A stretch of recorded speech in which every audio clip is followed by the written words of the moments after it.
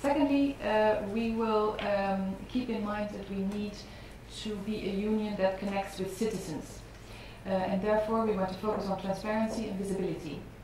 And we can do this by attending to the questions and the needs of citizens, businesses and organizations. And thirdly, something that sometimes is recently a bit forgotten in all the fireworks that we see around us, but we want to focus on innovation leading to growth and jobs. Innovation should be our path to solving the economic crisis, and Europe can make a difference by realizing a digital single market, deepening the internal market, and kickstarting the potential for innovation. Then a few words about the context of the presidency. I don't need to tell any of you, obviously, that our presidency comes at a time when the world's eyes are upon Europe. Vast challenges await us. Terrorist attacks, migration flows outside and inside our borders, and member states reconsidering their position in our European Union. We are faced with complex and fragile situation on the Union's eastern borders, which are so close to this island. It is also a time when people question the EU's values and ability to make difficult, common and sustainable decisions. They feel Brussels is beyond their control. But at the same time, people demand answers and solutions from Europe. And we feel that these times require more than ever before that we come together. We cannot face these challenges alone, we have to do them together. We have to face them together. The EU can only function if everyone adheres to the rules we commonly agree to. When employees and employers are treated fairly across our continent, and when citizens get a fair deal from their government. Then the priorities. The priorities that we see in front of us are not our own priorities. We will be guided, as I said before, by the strategic agenda adopted by the Council in June 2004, as well as the Commission work programme for 2016.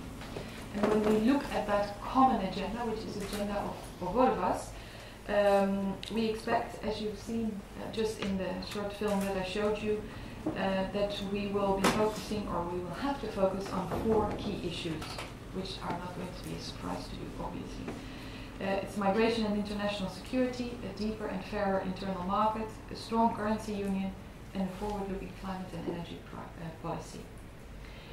Briefly on all these 4 priorities, I will outline what we aim to achieve in the 6 months that we are chairing the Council.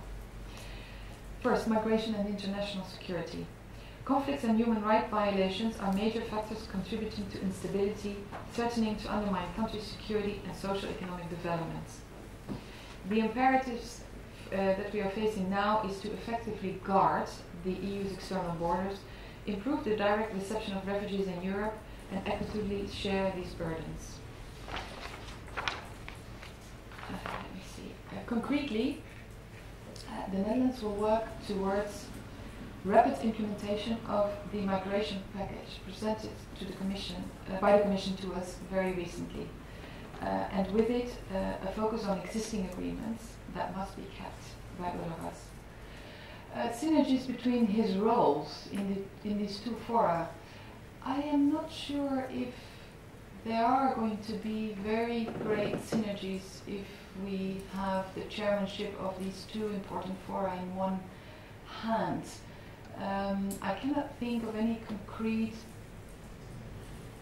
synergy advantage, excuse my bad English, of that role. Obviously, the president of the Eurogroup, Mr. Dijsselbloem, is on a sort of a constant,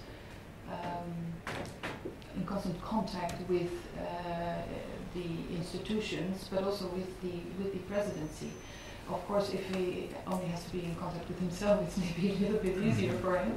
But I don't think we will see anything different coming out of that in terms of synergies between the 2 fora.